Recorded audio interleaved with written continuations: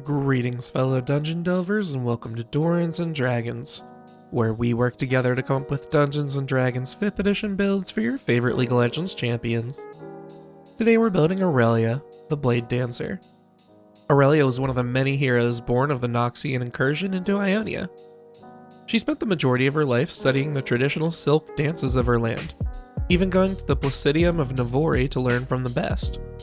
While there, Noxians invaded her village, killing her family during the occupation process. The admiral who led the attack was now using her family's home as headquarters. His men were hauling off one of the family's sacred crests when Irelia arrived and attempted to snatch it from them. They knocked her aside and the crest fell to the ground. The admiral ordered the crest to be destroyed, and the men shattered it with hammers. Doing so unleashed a strange rhythm within Irelia, and she realized she was connected to the metal of the crest. She sent the metal through two of the Noxians and fled with the shards of the crest. Afterwards, she understood that her dances were more than simple movements, and connected her to a deeper magic. She joined up with the Resistance and eventually ended up back at the Placidium where she'd face off against Jericho Swain. She defeated him and held his severed arm over her head as a symbol of Ionia's stand against Noxus. Though she won the battle, and later the war, Noxus would inevitably return. They'd find Irelia ready and waiting. Before we get started with the build, go ahead and like the video and hit that subscribe button so you're always notified when we release our builds.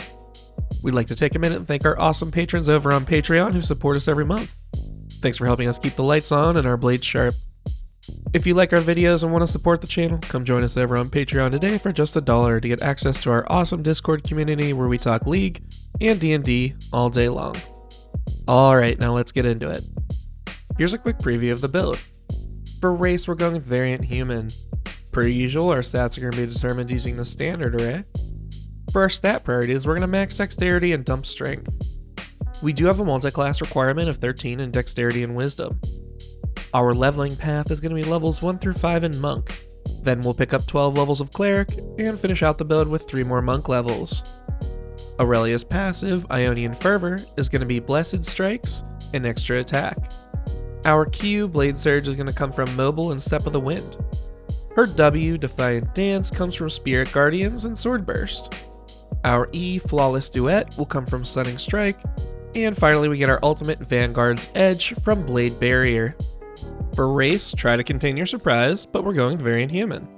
We don't have quite as many feats as Pantheon did, but getting a free one here certainly doesn't hurt. We're going to get a +1 to our Dexterity and Wisdom and Proficiency in Performance. With our free feat, we'll take Mobile for the zoomies on our Q. Mobile gives us 10 extra feet of movement speed, lets us ignore difficult terrain on a dash, and lets us avoid opportunity attacks from any creature we attempted to attack during the turn. For background, we're going with the Blade Silk Dancer, which is a custom background because unfortunately that doesn't exist in the books. We'll pick up Proficiency in Athletics and Intimidation, and borrow the Buy Popular Demand feature from the Entertainer. This feature gives you free food and lodging from an inn or tavern as long as you're willing to put on a silk dance for them once a night. These performances also give you a little bit of clout to use throughout the town or city you're staying in. For stats, we're going with the standard array. Wait a minute. He's not going to do some joke about balance? On Irelia of all champions? This is a war crime. And if it's not, I'm calling those people over in Geneva because this is garbage. Alright, fine. Riot sucks at balancing this champion, and absolutely always has.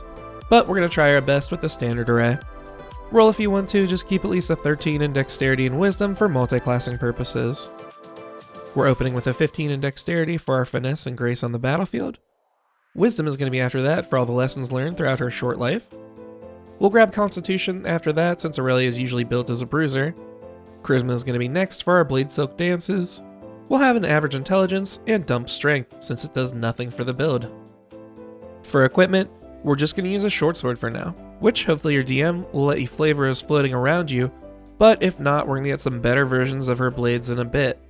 Alrighty, let's kick off the build with some levels in Monk. Monks have a D8 hit die and give us proficiency in simple weapons and short swords as well as skill proficiencies in religion and acrobatics. We'll also pick up an AC boost with Unarmored Defense, which is going to make our AC calculation 10 plus our Wisdom and Dex modifiers.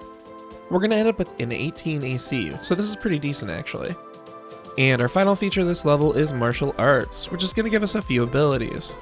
We can use our Dex mod instead of Strength for our unarmed strikes and monk weapons, and with those strikes and weapons, we can use a scaling damage die based on our monk level. Finally, whenever you use the attack action and attack with a monk weapon or unarmed strike, you can make an unarmed strike as a bonus action for free. This bonus action attack is going to get much cooler when we hit level 3. Second level monks gain unarmored movement. This is going to bump our base speed by 10 feet as long as we're not wearing armor or a shield. We'll also unlock our key, which is a pool of points we can use as a bonus action to perform certain abilities. Flurry of Blows is going to let us take 2 unarmed strikes instead of the 1 given to us by martial arts. Patient Defense is going to let us take the dodge action. And finally, Step of the Wind is going to give us even more mobility for our Q. With it, you can take the disengage or dash actions as a bonus action, and your jump distance is doubled for the turn. Level 3 monks choose their monastic tradition and learn how to deflect missiles. We're going to get Irelia's floating blades thanks to the Way of the Astral Self. Arms of the Astral Self is going to let us spend a single key point to summon the arms of our Astral Self, the appearance of which we control. With that control, we're going to flavor them as the Floating Zon Crest Blades. These blades can be used in place of unarmed strikes, and use our Wisdom modifier for attack and damage rolls. Remember when I said that bonus attack is going to get cooler for martial arts? That attack, and Flurry of Blows, both can use the blades now. Not only that, but they have a 5 foot longer range, just like Irelia's blades reach out further than usual melee range. And finally, you can use your Wisdom mod to make strength checks and saves, so suck it, negative strength score. For deflect missiles, you spend your reaction whenever you're hit by a ranged weapon attack, and reduce the damage by 1d10 plus your dex mod and monk level. If you reduce it to 0, you can spend a key point to yeet it away right back at your enemy. At 4th level monk, we'll gain the first ability score improvement of the build. As always, we're going to lay out all of your choices here for you to pick and choose along the way. At 4th level monk, we're going to get a portion of our W with Magic Initiate Sorcerer. This is going to give us the Sword Burst cantrip mainly, but you can also pick up another cantrip and a 1st level spell of your choosing. Sword Burst is going to circle us with blades, forcing a dex save on all creatures within 5 feet. If they fail, they'll take 1d6 force damage. Remember, cantrips scale with level, so this will be potent throughout the entire life of this character. Moving over to Cleric 4, we're often going to be in the thick of things with several concentration spells to possibly maintain, so we'll grab Warcaster to help us out with that. Warcaster is going to give us advantage on concentration saves, let us cast our spells with our short sword in hand, and let us cast spells for our opportunity attack instead of making an attack. By Cleric 8, we'll have all of our feats, so we'll start bumping ability scores. We'll start off by rounding our Wisdom and Constitution scores with a point each. At Cleric 12, we'll bump our Wisdom by 2 points. And finally at Monk 8, we'll max our Wisdom with another 2 points. Level 5 monks get Extra Attack and Stunning Strike. Extra Attack is going to let us make 2 attacks per attack action instead of 1. And then Stunning Strike will let us force a con save on any creature we hit with a melee attack. You spend a key point, and if they fail the save, they are stunned until the end of your next turn. By then you'll have turned them into a shish kebab, so it won't matter much. And now that we've got a decent amount of martial prowess, we'll take some levels in Cleric to get our ult and some extra damage. Clerics also have a d8 hit die, and we get some armor and shield proficiencies we don't need. Level 1 Clerics choose their Divine Domain. The Magical Spirit of Ionia is going to call us to the War Domain. It's going to give us even more proficiencies we don't need, but we'll also get War Priest, which we also basically don't need thanks to martial arts. But if you want to use it, as long as you take the attack action, you can make a weapon attack as a bonus action.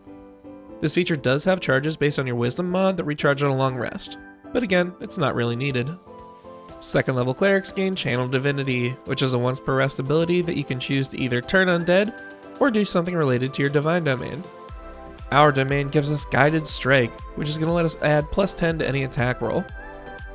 Skipping up to Cleric 5, we're going to learn 3rd level spells.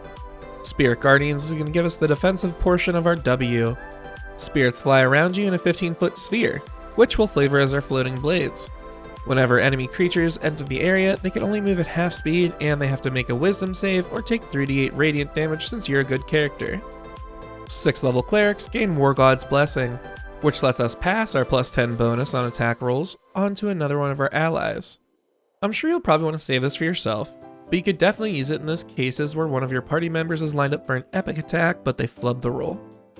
For 8th level Cleric, we're going to leverage the new Blessed Strike over Divine Strike. which is going to be that bonus damage we get from Ionian Fervor. Once per turn when you hit with an attack, or one of your cantrips, you can deal an additional 1d8 radiant damage. 10th level clerics gain the ability to call in a divine intervention. As an action, we can call on the Spirit of Ionia to help us and roll a percentile die. If it lands on our cleric level or lower, it'll help you out. When the Spirit does help you, the feature is locked out for 7 days. Level 11 clerics learn 6th level spells. We're going to pick up our ultimate with Blade Barrier. You create a wall of razor sharp blades. The wall can be done in a horizontal line or a circle. When a creature enters the space for the first time on their turn, or starts their turn there, they have to succeed on a dex save or take 6d10 slashing damage. This does eat up your concentration though, so keep that in mind and remember your Warcaster feat. And now that we've got our ult, we'll pop back over to Monk for our final levels. 6th level Astral Monks boost their unarmored movement to 15 feet, and gain the Visage of the Astral Self feature. You can spend a key point to bring your Astral Visage forward, giving you 3 benefits for 10 minutes. Astral Sight is going to give you Dark Vision for 120 feet. Wisdom of the Spirit is going to give you advantage on Insight and Intimidation checks. Word of the Spirit gives you the ability to whisper to a specific creature within 60 feet, or bellow loudly enough that creatures within 600 feet can hear you. Level 7 monks gain a set of awesome defensive features in Evasion and Stillness of Mind. Evasion is going to improve our dexterity save skills. Anytime succeeding on one would still make us take half damage, now we take 0. And whenever we fail a dex save, we only take half damage instead. Stillness of Mind is going to let us spend our action to end any effect causing us to be charmed or frightened. It works kind of like a selective QSS. Alright, now that we've completed the build, let's see how we did. First, the good. We got our floating blades and the dance moves to make them flow right through our enemies. On top of all of our abilities, we also have an impressive amount of speed available to us. Now the bad. We're going to need to flavor quite a few things in this build.